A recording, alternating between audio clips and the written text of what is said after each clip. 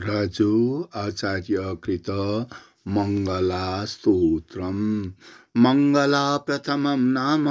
द्वितीयं पद्मलोचना तृतीयं मङ्गलाचारा चतुर्थं शीतला तथा त्रिनेत्रा पञ्चमं नाम षष्ठं च वीरनायिका सप्तमं द्वन्द्वदायिनी वराभय कराष्टमं नवमं शुभभूषणा दशमं कर्मकारिणी एकादशं सोमप्रसू द्वादशं श्रेष्ठयोगिनी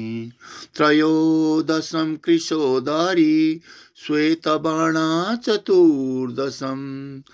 त्रिपञ्चं तु स्वयंभूता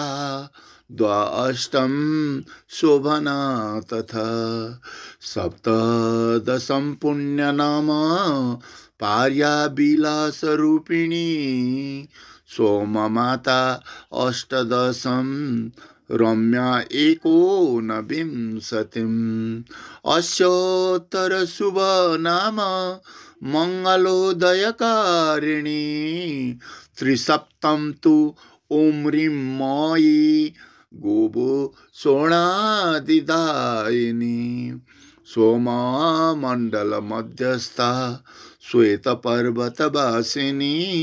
दशासन्तिकरी चैव श्वेताम्बरा विधारिणी योगिनी वृन्दाग्रस्था ज्योतिश्चक्र निवासिनी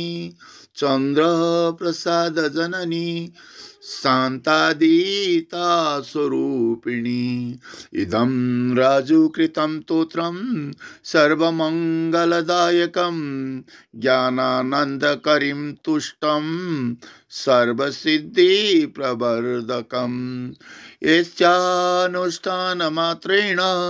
महाशान्तिविदायकं मंगलाया प्रसादेन गोसहस्रफलं लभेत् इति राजु आचार्यकृत मंगलास्तोत्रम्।